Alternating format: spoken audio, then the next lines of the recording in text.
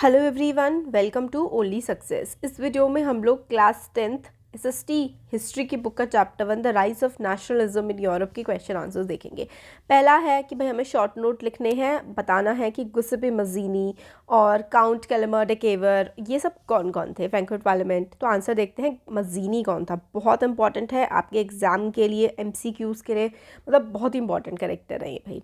तो कौन थे मजीनी? He was an Italian revolutionary who played a significant role in promoting the idea of unified Italian state. अब आप इसको क्वेश्चन आंसर्स के फॉर्म में ही ना समझे, आप समझे कि चैप्टर भी आपका बहुत सारा इसमें कवर हो रहा है। तो मजीनी कौन था? मजीनी इटली से बिलोंग करता था। इटालियन रिवॉल्यूशन के बारे में हम पढ़ेंगे ना चैप्टर में, तो लिंक आप लोग को डिस्क्रिप्शन बॉक्स में मिल जाएगा। इसके पीडीएफ जो है टेलीग्राम ग्रुप पे शेयर हो जाएगा। सारी की सारी चीज़ें, चैप्टर कंप्लीट है, उसके नोट्स में अब लेकर के आऊँगी जल्दी ही, सब मिल जाएगा आप लोगों को। ठीक है, आप चैनल सब्सक्राइब कर लेंगे तो आपको मिलता रहेगा सब। तो इटालियन रिवॉल्यूशनरी था, इसका रोल था आइडिया को प्रमोट करने का। कौन सा आइडिया? इटालियन स्टेट जो कि यूनिफाइड हो, यानी कि एक इटली हो। इटली उस समय पर बहुत सारे भागों में, अलग अलग छोटे छोटे टुकड़ों में बटा हुआ था। इटली एक हो जाए, इसके लिए मजीनी ने बहुत काम किया था। He believed that nations were the natural units of mankind, and so Italy, which was then divided into a number of small states and kingdoms, had to be forged into a single unified republic. तो ये चाहते थे कि जो Nations है ना, वो natural unit है एक ह्यूमन बीइंग की या फिर इंसानों की। तो हमें क्या करना चाहिए? जो हमारा इटली है, हम एक जैसी भाषा बोलते हैं, एक तरीके का रहन सहन है, इसको यूनाइट हो जाना चाहिए, एक हो जाना चाहिए। During the 1830s he strived to put together a coherent program for such a unitary Italian Republic. तो 1830s के टाइम पर मजीनी ने बहुत कोशिशें की थी। जो आज के टाइम पर हम इटली देखते हैं ना, वो मजीनी का ही बनाया हुआ है। उससे पहले इटली काफ़ी सारे भागों में टूटा हुआ था। He also set up 2 secret societies named young Italy and young Europe.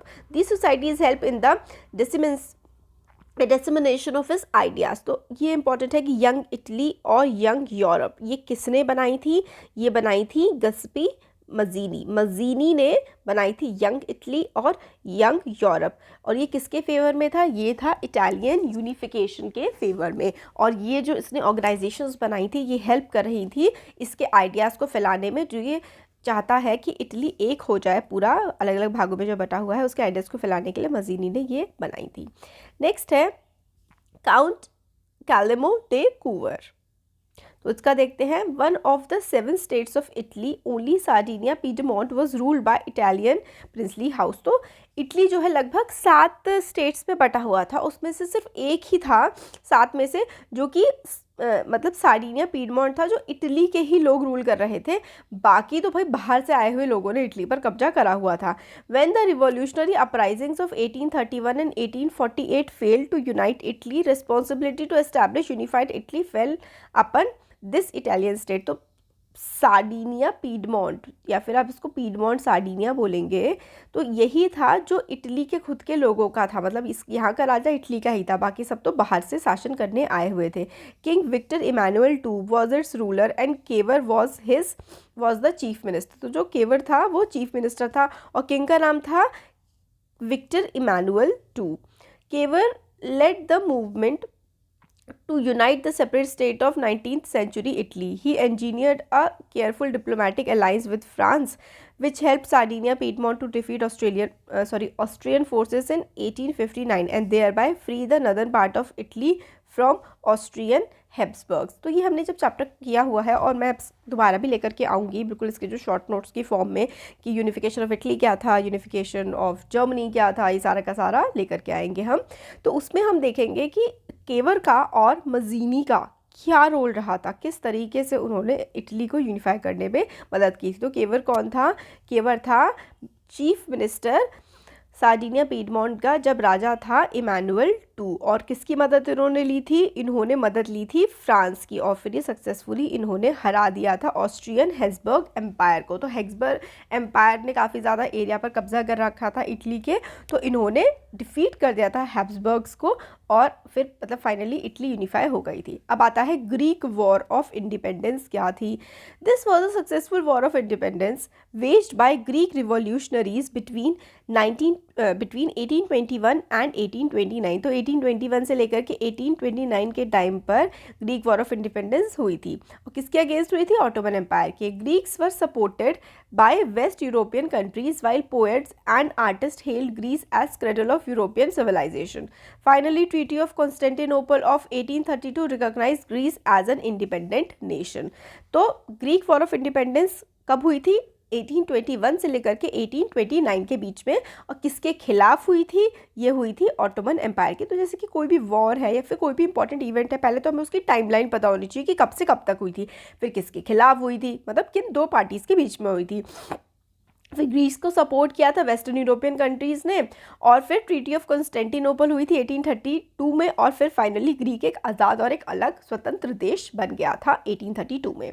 अब आता है Frankfurt parliament. This is very important. Frankfurt parliament कहाँ हुई थी, क्या हुआ था इसमें? तो it was an all German national assembly formed by the middle class professional businessman prosperous artist belonging to the different German regions.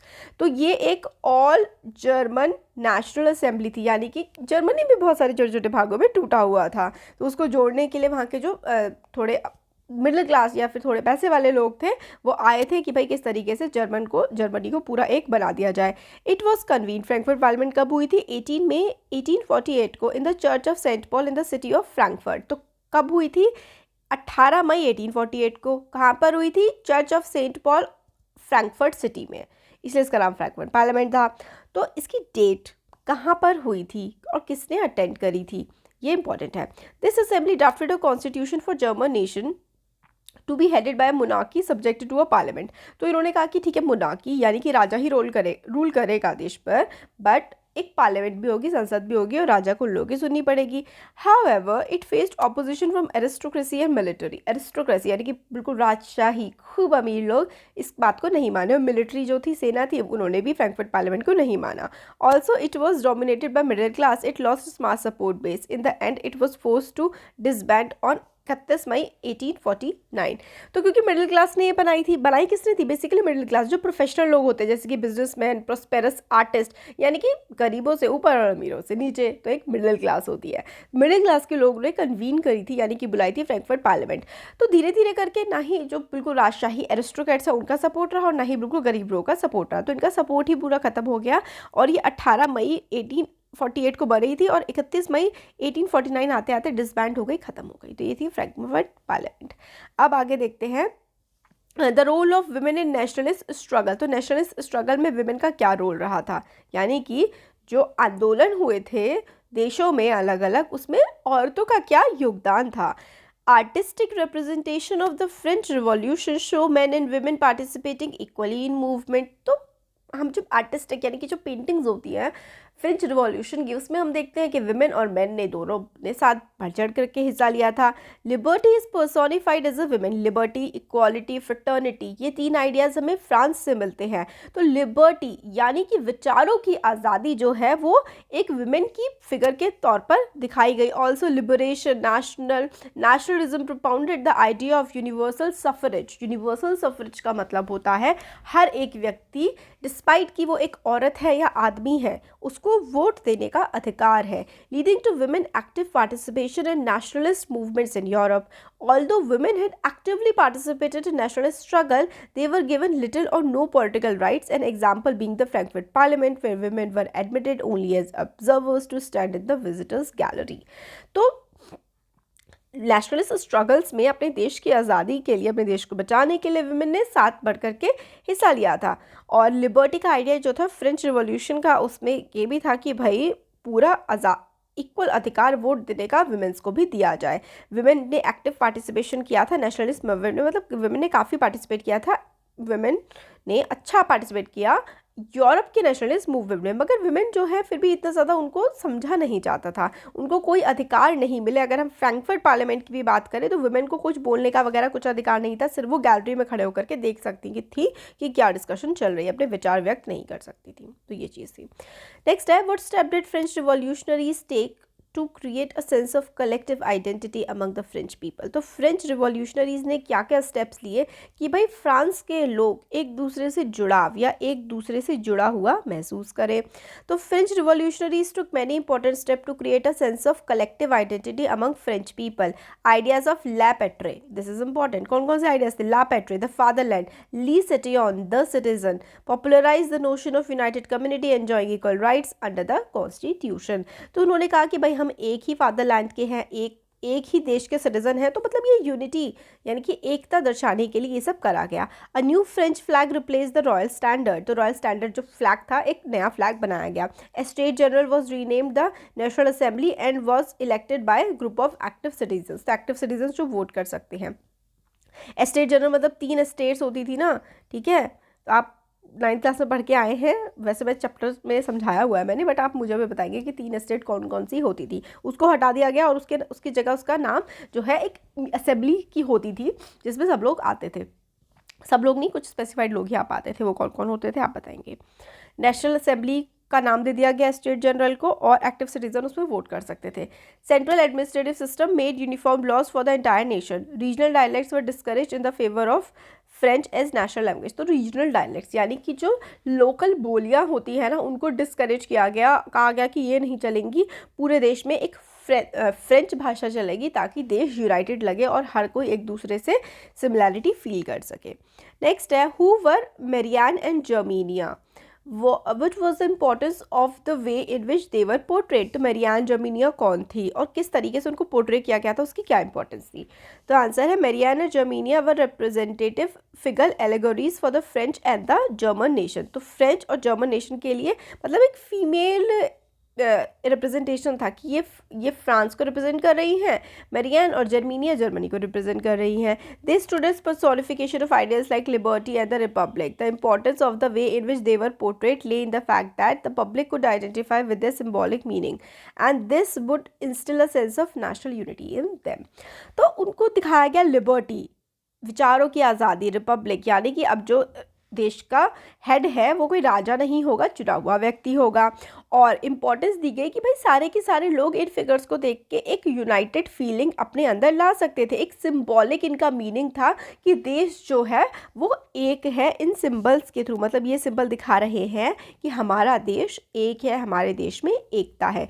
तो मेरियाम जो है वो फ्रेंच रिवॉल्यूशन या फिर फ्रांस को रिप्रेजेंट करती थी, और जर्मेनिया जर्मनी को, उनके आइडियाज़ को रिप्रेजेंट करते थे।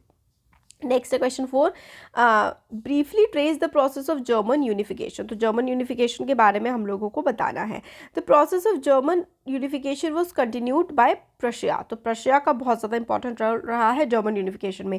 After the defeat of liberal middle class Germans at the hand of aristocrats and military in 1848। तो जो फ्रैंकफर्ट पार्लियामेंट फेल हो गई थी, उसके बाद प्रशिया ने बहुत ज़्यादा इंपॉर्टेंट रोल प्ले किया जर्मनी के एरिया से। प्रशिया, ठीक है। It's chief minister Otto von Bismarck. तो बिस्मार्क जो है ये जर्मन यूनिफिकेशन के लिए बहुत ज़्यादा इन्होंने इंपॉर्टेंट रोल प्ले किया। Otto von Bismarck carried out this process with the help of Persian army and bureaucracy. तो पर्शियन आर्मी की मदद से और ब्यूरोक्रेसी मतलब सूझबूझ की मदद से, मतलब लोगों को बिल्कुल अच्छे से समझा लिया और आर्मी की भी मदद लेकर के जर्मनी को यूनिफाई कर दिया था ऑटोवन बिस्मार्क ने। Over 7 years Prussia fought 3 wars with Austria, Denmark and France. These Wars culminated in Prussian victory and German unification. William I, the Prussian king, was proclaimed German emperor in 1871 at Versailles. तो कौन कौन प्रशिया ने किस किस के खिलाफ war करी? Austria, Denmark और फ्रांस के खिलाफ प्रशिया ने वॉर करी, जीत गए। जब ये जीत गए तो जर्मनी को यूनिफाई कर दिया, और विलियम I जो कि प्रशियन किंग था वो पूरे के पूरे जर्मनी का अब एम्पेरर, राजा, महाराजा घोषित कर दिया गया था वर्साइल्स में। तो वर्साइल्स में इसको राजा घोषित कर दिया गया विलियम I को, और ये प्रशिया का था, और प्रशिया ने ही जर्मन यूनिफिकेशन लेकर के आया था। ऑटोवन बिस्मार्क जो था ये चीफ मिनिस्टर था किसका? प्रशियन एम्पायर का, और इसका बहुत बड़ा रोल था जर्मनी के यूनिफिकेशन में। क्वेश्चन 5 है what changes did Napoleon introduce to make the administrative system more efficient in the territories ruled by him। तो नेपोलियन ने ऐसा क्या मतलब लेकर के आया था जिससे जो एरिया वो जिन पे रूल कर रहा है वो अच्छे से चल सके? तो Napoleon introduce several changes to make administrative system more efficient in the territories ruled by him. बहुत सारे किए थे, इंपॉर्टेंट, वेरी इंपॉर्टेंट, ये वाला क्वेश्चन आप वेरी इंपॉर्टेंट में आप कंसिडर करेंगे। सिविल कोड ऑफ 1804, इसको हम लोग नेपोलियन कोड के नाम से भी जानते हैं। It did away with privileges based on birth, मतलब आप अगर राजा के घर में पैदा हुए तो राजा बनेंगे, या फिर पादरी के घर में पैदा हुए हैं तो आपकी ऊंची पोजीशन होगी समाज में। तो ये सब चीज़ें नेपोलियन ने कहा भाई देखो चलेंगी नहीं। तो जितनी भी प्रिविलेजेस, यानी कि जितनी भी एक्स्ट्रा अच्छी चीज़ें मिलती थी ना जन्म के आधार पर, वो नेपोलियन ने कहा बेटा देखो नहीं चलेगा ऐसा। This law establish equality before law, इसकी वजह से समाज में कानून के सामने आप सब इक्वल हैं, ये आया। And also secure the right to property, right to property, equality before law और end of privileges on the based of birth, ये पॉइंट्स में आप लिखेंगे, बड़ा अच्छा लगेगा। Napoleon shorted administrative division, abolish the feudal system and freed peasant from manorial dues and serfdom. Transport and communication were improved too, तो transport और communication को भी इम्प्रूव कर दिया था, मतलब आना जाना भी अच्छा हो गया था। और पीजेंट्स को सर्फडम से और फिर मैनोरियल ड्यूज से, यानी कि पीजेंट्स जो हैं किसान किसी के अंडर काम करेंगे, ये सब चीज़ें मतलब काम करेंगे बट जैसे वो ज़बरदस्ती काम करवाते थे और पैसे नहीं देते थे और सिर्फ खाने वाने का अनाज बनाज देते थे, तो ये सब चीज़ें बंद करवा दी नेपोलियन ने। फ्यूडल सिस्टम, फ्यूडल सिस्टम वही था जैसे यहाँ पे ज़मींदारी सिस्टम था ना, एक ज़मींदार होता था, पूरी की पूरी ज़मीनें उसकी होती थी, सब उसकी ज़मीन पे सिर्फ काम करते थे, ये सिस्टम भी इसने नेपोलियन ने ख़त्म कर दिया। इक्वालिटी बिफोर लॉ और राइट टू प्रॉपर्टी सिक्योर किया। तो ये हम लोगों ने देखे कुछ क्वेश्चंस, इनका जो है लिंक आप लोगों को डिस्क्रिप्शन बॉक्स में मिल जाएगा। अच्छा लगा है तो वीडियो को सब्सक्राइब करिए, मतलब PDF का लिंक, ठीक है, टेलीग्राम ग्रुप पर हमारा अपलोड होता है। और बाकी सारे जो वीडियोज़ हैं, चैप्टर्स हैं, सब कवर्ड है, सब आप देख सकते हैं, लिंक आपको वहीं डिस्क्रिप्शन में। और अच्छा लगा है तो ज़रूर चैनल को लाइक करिए, सब्सक्राइब करिए, शेयर करिए।